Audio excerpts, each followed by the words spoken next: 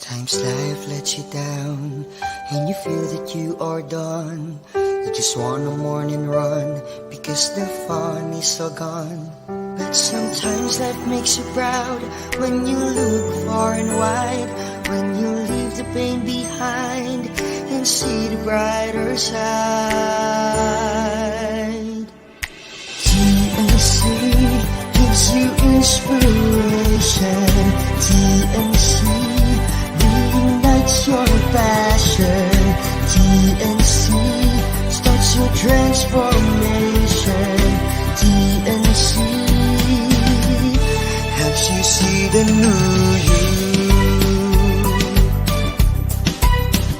Sometimes life makes you blind and you choose something bad. You just wanna cry and hide and save your face from the crowd. But sometimes life makes you see the beauty in you and me. When you look up above, there is God and there is love. TNC gives you inspiration. TNC reignites your passion. TNC starts your transformation. TNC helps you see the new. We're here to help you see the newness of life. We're here to help you feel your hope is so real. You got the power to see. We'll help you see the new you. TNC gives you inspiration. TNC reignites your passion. TNC starts your transformation. TNC helps you see the new you.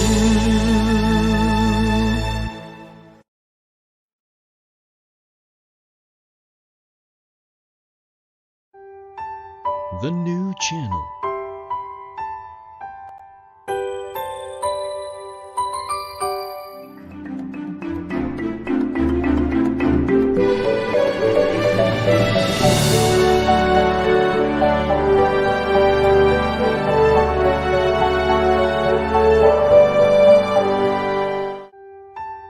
The new channel.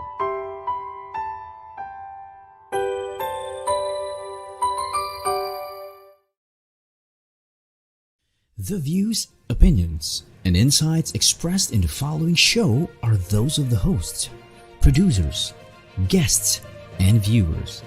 They do not necessarily reflect the position of the channel. Viewer discretion is advised. Hello there and welcome to TNC. We are here to help you see the new you. My name is Lloyd Luna. This is the big picture.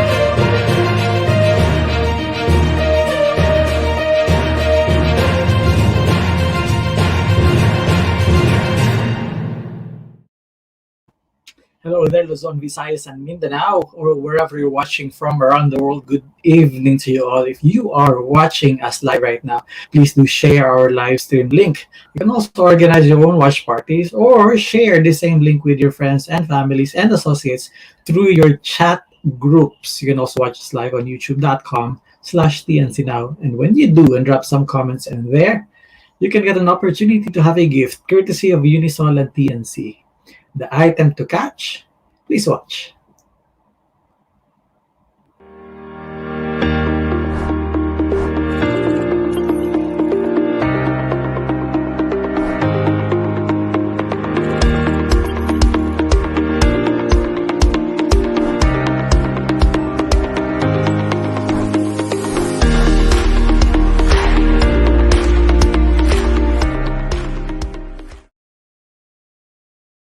This washable face mask worth 800 pesos courtesy of Unisol and TNC. Again, watch us live on youtube.com/TNC now. Drop some comments in there and have an opportunity to get a gift. That washable face mask worth 800 pesos. If you are living within Metro Manila, delivery is on us. It was an interesting night last night because I was interviewed in my own show. Joey Garcia, host of Uplift on TNC, Moving on Business, interviewed me about step back leadership and military leadership in the merit of me becoming a sergeant at the Philippine Air Force Reserve Command. So, maganda yung naging discussion because also it's part of the celebration of JCI Week. So, ngayon pong linggo ito ay tinatawag ni JCI Week or yung Junior Chamber International. So, nagdiwang sila ng kanilang linggo at isa sa mga highlights ng JCI Makati program is yun pong ating interview. So, it was interesting because I was there, not as a host, but as a guest. And the wonderful conversation we've got yesterday. Please do catch the replay. Dito lamang po sa playlist ng TNC. You can also search how to be a reservist in the Philippines /JCI Week. Pag nakita niyo po yun sa Google, i-click niyo lamang po and then you can watch the episode yesterday. Maganda yung naging discussion namin because it's about my personal take on leadership, my personal journey on how I got that idea, step back leadership, and how it complemented my being part of a military organization. So I also encourage our JCI friends and brothers to join the Reserve Command na kahit anong branches ng ating pong armed forces, no? So pwede sila sa Army, pwede rin sila sa Air Force, at pwede rin po sila sa sandatahang pangdagat. Opo. So maganda yun because especially in these times, kailangan ng additional support na ating mga active military men and women. Kailangan nila ng support. So, if you are part of the Reserve Command or the Reserve Organization, pag pinatawag ka, you can serve the country in your capacity as a reservist. So, again, if you're watching us live right now, please do drop some comments and then probably I can read them. But it was an interesting discussion again last night. Amazing group of people. I would like to thank especially si Nick Satur Jr. for coordinating the interview. So maraming salamat din, and hopefully you're better. Hopefully you're doing well and fine. Nick Satur is one of the first who I got to assist and help me in moving the idea of step back leadership. So sa lahat po na hindi naman nakakaalam, prior to this pandemic, we normally would go to Banawe Rice Terraces to do a 3-day leadership camp. Again, it's a 3-day leadership camp where we not only discuss step-back leadership as a concept, but we immerse ourselves in the community and do a couple of stuff there, like planting rice or cleaning up the rice terraces or harvesting the rice, depending kung ano po yung period. It was a great time back then na hindi natin magawa ngayon because we can't travel yet. But a lot of my clients really have been all expressing their interest to be back there. Kaya lang wala po talaga. For the safety of everyone, hindi po pwede mag-travel and therefore hindi pa pwede tayo makakyat to do the step-back leadership camp dito po sa Banawe Rice Terraces. But who knows, one of these days, kapag ka okay na, kapag ka medyo malawag na, pwede na tayo travel. Sky is the limit. We're going there. It's 9 to 12 hour drive from Manila. We arrive in the morning. No, actually gabi or madaling araw. Because what we want you to feel is kapag ka umagang-umaga na at sisikat ng araw, gusto namin makita ninyo kung ano tsura ng rice terraces. Okay? Ng rice terraces kapag ka umaga, sinikatan siya ng araw. So it's always been fun to have the leadership camp away from the city, leadership seminar workshop na hindi ginagawa sa hotel or sa kahit na anong function hall or within the organization's offices. Maganda kasi kakaibang experience yung aming leadership camp na ginagawa doon. But as we said, Step Back Leadership is an original concept. It's a Filipino leadership philosophy that can be traced back as old as 2,000 years ago when our Filipino ancestors built the world-famous Ifugao rice terraces. My argument is that it shouldn't have been built without a leadership or management concepts or processes or systems. And therefore, the question that is supposed to be asked next is what kind or what philosophy did they use in leading and managing their communities at that time, that they were able to build a sustainable world wonder as we know today. So that was Step Back Leadership. And in contrast or in relation to that, ang question naman is, paano naman daw yung leadership is nagiging katumbas or katapat ng Step Back Leadership, or hindi ba sila in conflict? Well, the short answer is no, they are not in conflict. And I explained yesterday kung bakit hindi siya in conflict. In Step Back Leadership, the textbook definition is, it's a leadership philosophy which puts people at the center of leadership. But then again, sa military organization, sinasabi nila na mission first, people last. Kasi kapag ka nasa gera ka na, kailangan mo i-accomplish yung mission mo. Basically, mission-oriented siya.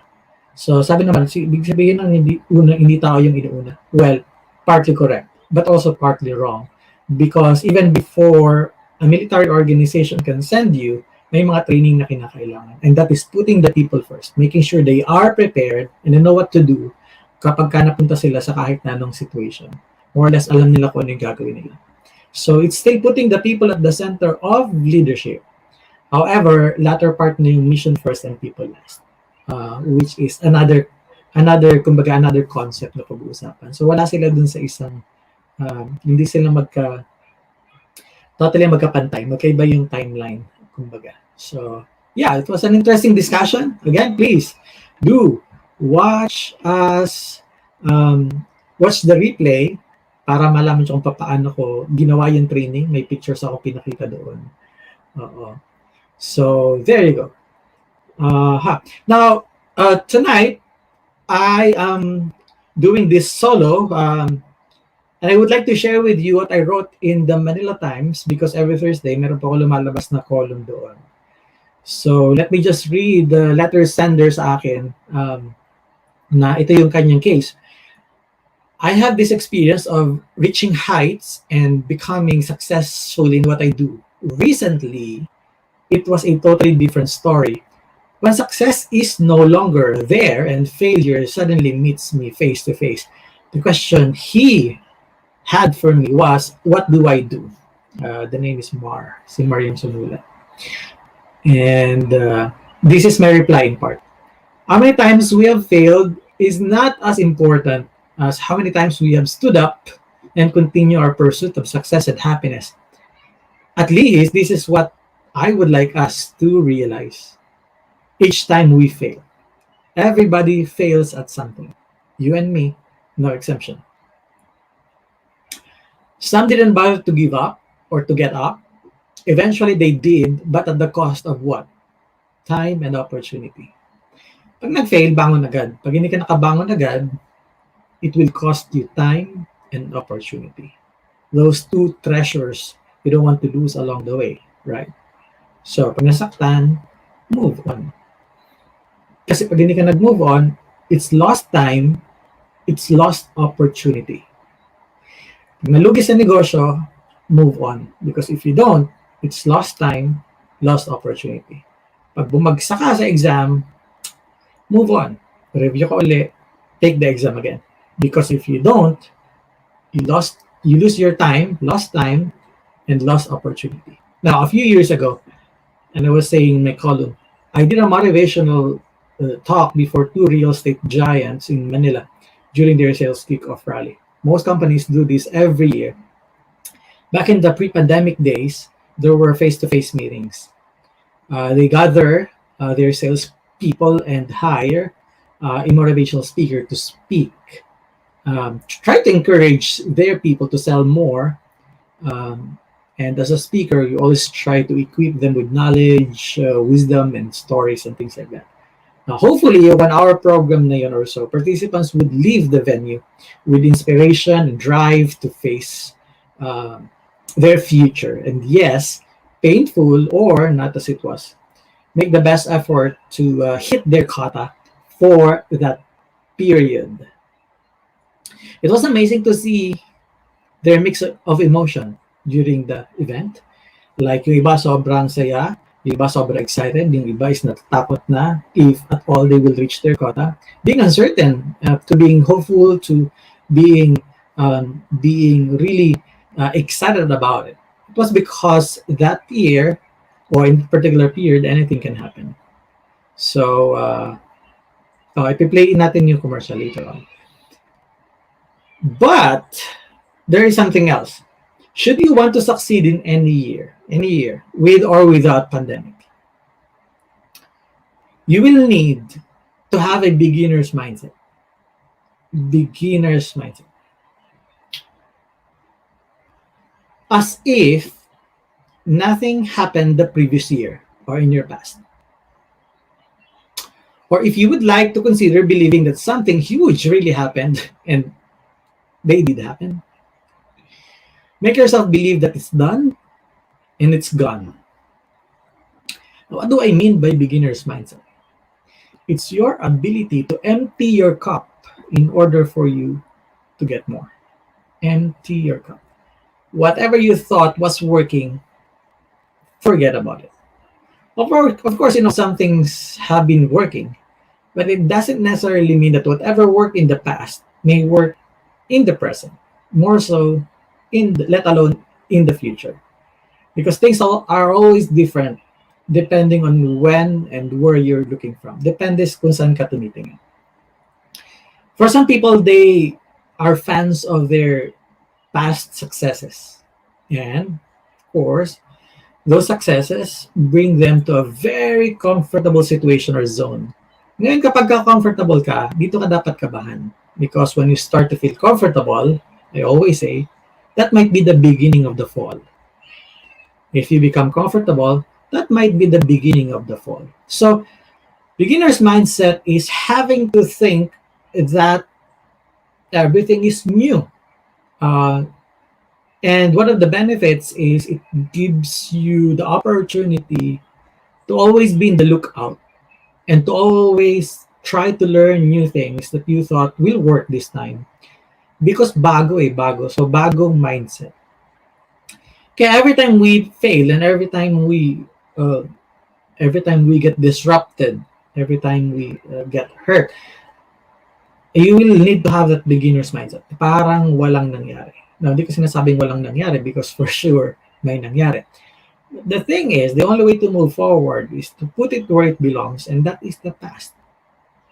Tapos na, nangyari na, you have to learn how to face your present, exactly how it looks like, and so that you can prepare for the future. So yun yung beginner's mindset na sinasabi ko. Now, there were many things that happened in the past for sure. Very good mix of ups and downs, good and bad. Now, the danger of clinging to the past, excellent performances, or whatever it is you can get comfortable with your past record and therefore might slow down your development. See what the past can do to you? It can slow down your development. Hindi ka makapag-decide ngayon, present, because affected ka ng past. More so, paano pa yung isipin mo yung future mo? So, that is what I mean in this column. Now, when full, pag busog, hindi ka naman makakaisip na kumuha ng pagkain kasi busog ka. So, parang sinasabi ko dito na you don't want to develop, improve yourself much because busog ka naman. So, bakit ka kakain? And probably that's one of the benefits of hunger minsan sinasabi natin hunger is a curse. Or sinasabi natin pag nagugutom tayo ay pinurusahan. Hindi maganda ang hunger. Sa kakaibang pagtingin, maganda ang hunger because kung ikaw ay gutom, dun mo lang na-appreciate yung pagkain. And so kung nagugutom ka, well, seemingly, it's absurd to thank God that you're hungry. But looking at it from another perspective, and then it can move you. If you're hungry, it can move you. It allows you to go out there and explore and find some opportunities so that you can have some food to eat. So yun yung sinasabi ko dito sa aking column. Now I'm going to pause for a short commercial break, and then when we come back, I'm going to continue my discussion. And my discussion is this: success can cause us to fail. Success can be one cause of failure. Don't go away, ladies and gentlemen. The Big Picture on TNC will be right back. Please stay on our stream.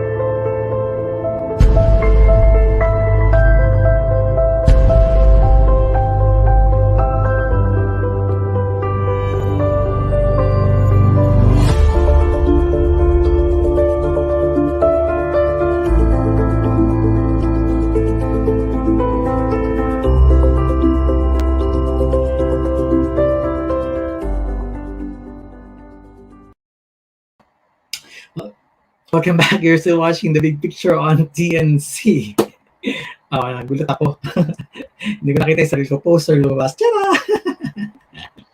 So you're still watching The Big Picture on TNC. Maraming salamat sa mga nag-stay para manood. Please do keep sharing our live stream so that they too can watch the same inspirational show we do every night. I would like to invite you to watch our other inspirational shows on TNC. Let's start. U-Turn, TNC The Talk, Awesome Day, The Home Buyer, The Puppet Stories every Monday, 5:30 p.m. The Big Picture, Mondays through Fridays, 7:15 p.m. The Millennial Voice, Mondays, 8:30 p.m. Foreign Affairs, Tuesdays, 10:30 a.m. HR Hotline, Tuesdays, Thursdays, Saturdays at 12 noon. Moving on Business, Welcome, Tuesdays, 5:30 p.m. Mental Shift, Tuesdays and Thursdays, 7:30 p.m. Colorado. Wednesdays and Fridays, 10:30 a.m. Manila time. Man and More, Tuesdays, 8:30 p.m. Philippine time and 5:30 a.m. dito po sa San Jose, California. Cybernex, you can also watch on our replay stream. Check out our page on Facebook or YouTube by searching hashtag TNC Now. Enjoy these inspiring shows because we made them for you. Okay, good. Manood kayo, panoorin niyo yan. So back to what I was reading. Where is it?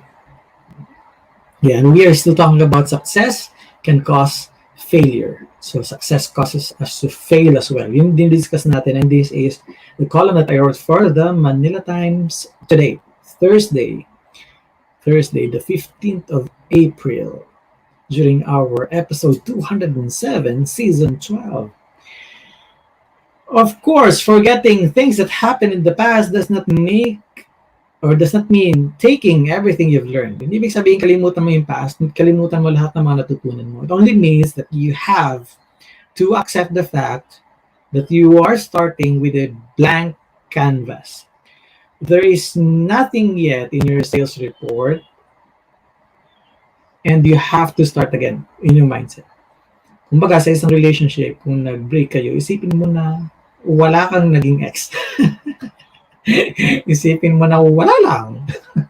Walang nangyari. Gano'n. Patay mali siya lang. And that you have to start again. Because, these things in the past, good or bad, they are by default, I guess, extra baggage.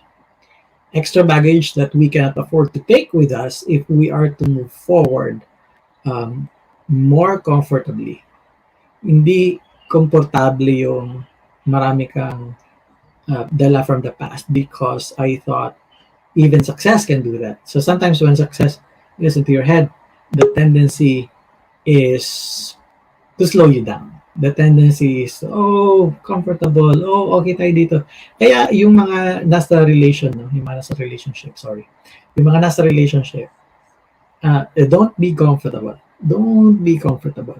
Several times in the past, I was comfortable.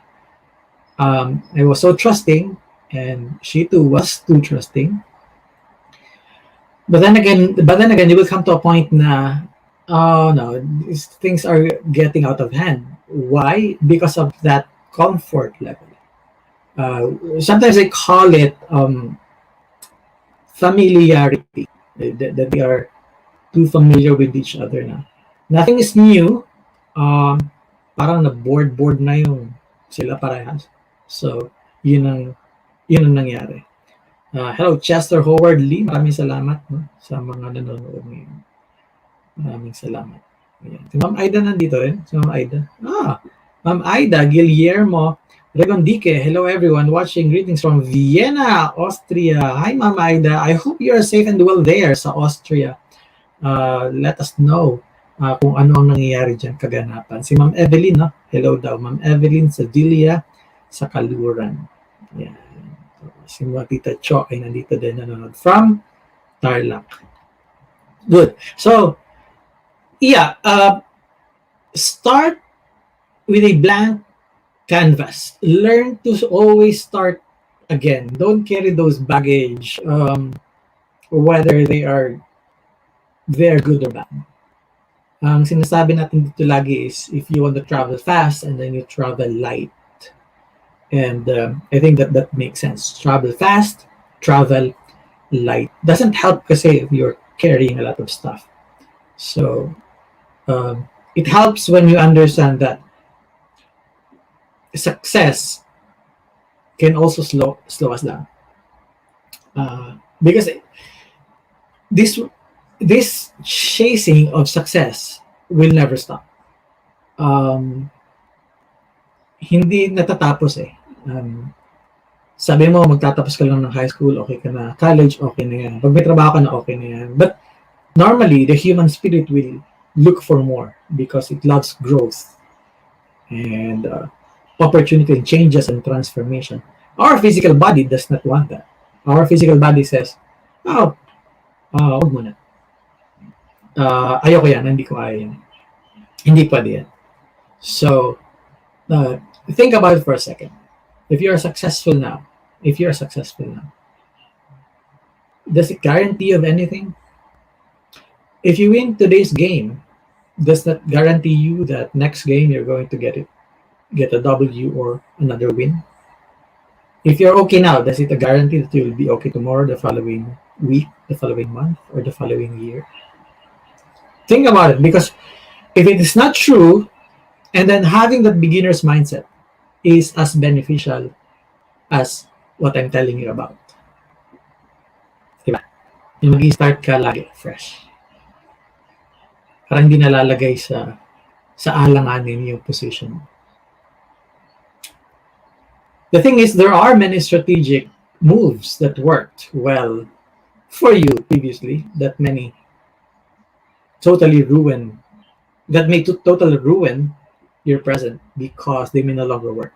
Marami ang nagawa na nating tama in the past na baka hindi natin pwedeng gawin ngayon because it may ruin it. That is why it is important to calibrate the plans and strategies. Should you want to be a better performer, no matter how recent it may be, you'd have to have a better plan, definitely far better than the last time. So mag-a-adjust ka. Now, for many people, starting over is not really a comfortable experience. It takes away the comfort we have painstakingly created over time, and it opens the gate to preconceived ideas of failure. Once you're unfamiliar, fear becomes so real. Once afraid, one can hardly make a confident decision. I'm going to pause for a short commercial. When we come back, i-wrap up natin itong ating pinag-usapan topic ngayon. Success causes us to fail. Don't go away. Please stay on our stream.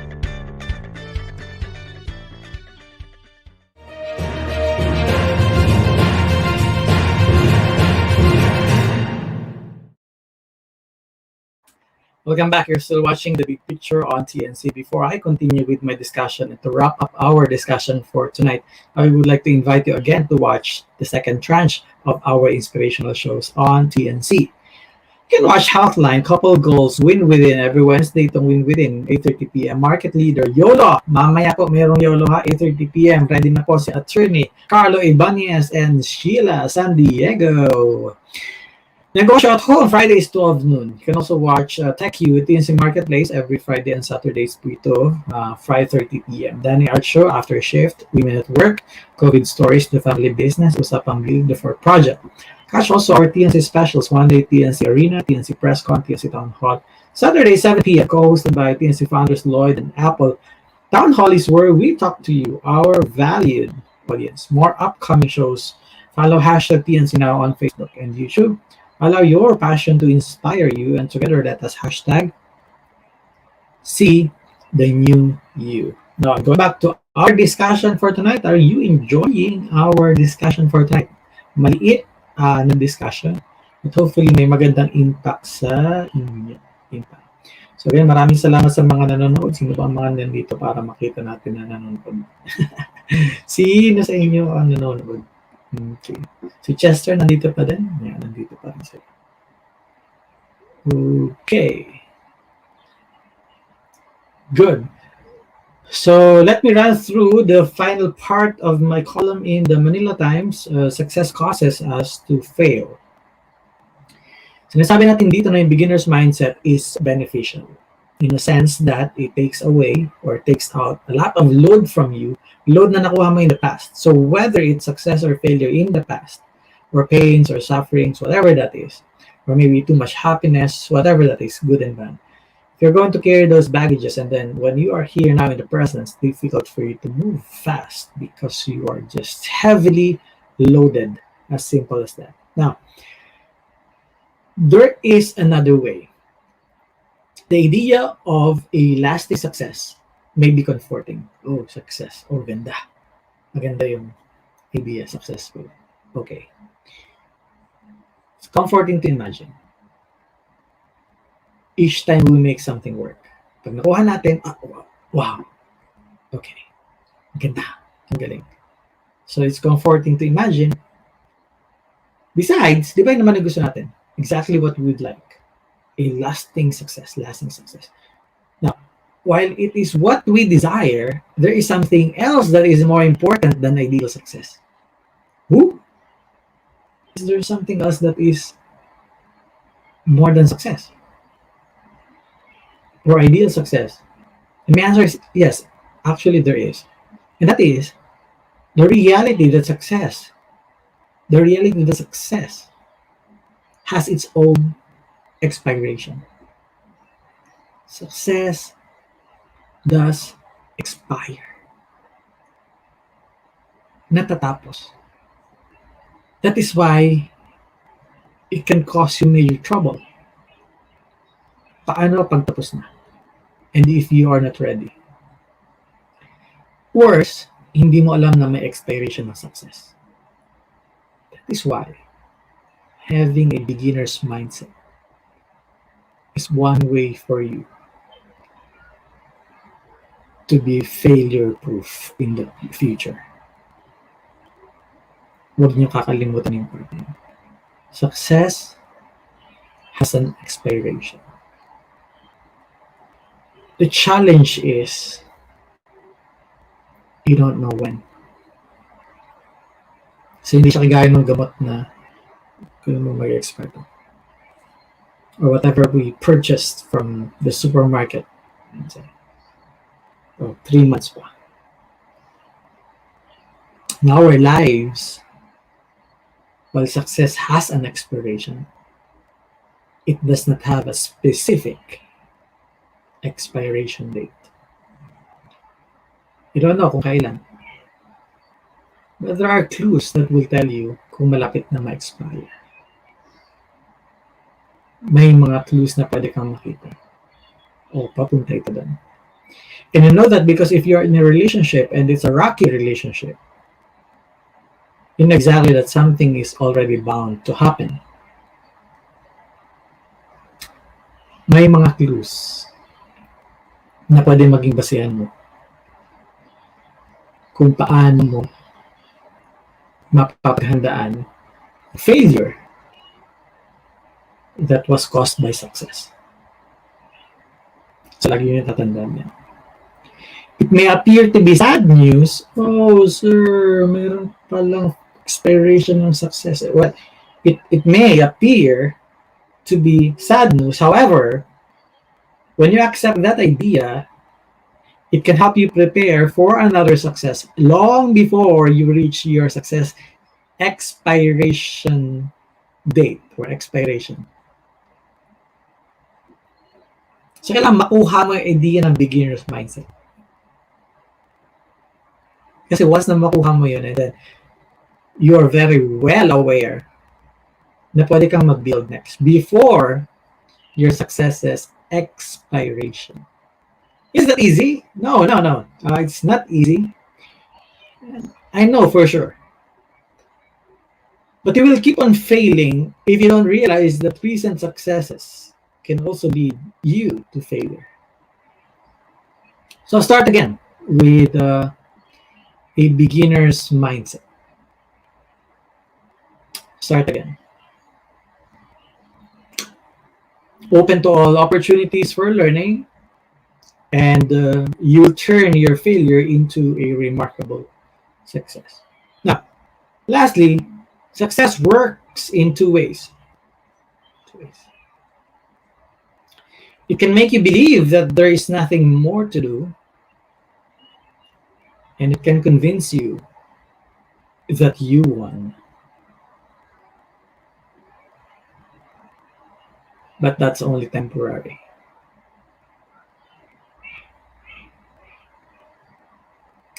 Success works in two ways. It can make you believe that there's nothing more to do. Second, it can convince you that you won, and it probably will convince you as well that your winning is permanent and forever. Tonight's discussion on having a beginner's mindset comes from the column that I wrote in the Manila Times today, the 15th of April, 2021. Deadline ng filing ng inyong annual income tax return. Oh no! Time for us to contribute to the government. So please, saan, kaya lang mukhang tapos na but anyway, please, let's pay our taxes. That's all the time that we've got. Ito po sa the big picture for tonight. Sana nag-enjoy kayo dun sa ating maikling discussion. Go to maniltimes.net for more news and information. Nandun din po makikita ang column ko sa Campus Press. My column appears every Thursday. So makikita niyo po yan sa website. Again, manilatimes.net. You can download their application, Manila Times, for more. That's all the time that we've got for tonight. I would like to thank Puzzlebox BPO Inc. This show is also sponsored by Unisol. Luluran tuloy. Sponsored by Unisol, Well Live, and pero sige, thank you na rin Luluran. Well Life and Aliaga Rice Supply, Mr. Rice. Sige. So, maraming salamat sa lahat ng mga nanood. Huwag kayong alis because interesting yung pag-uusapan natin. Kayo ba ay sawang-sawanas, corruption, or things like that? Our lawyers, attorney Carlo Ibanez, now back, healthy on our stream, along with attorney Sheila Sandiego. We'll be talking about that at 8:30 p.m. dito lang po sa TNC. So again, this is your host, Roy Luna. You have seen the big picture tonight. I'm going to see you again tomorrow for another inspirational episode of the show. In the meantime, I will have to say, please do stay safe and have a good night.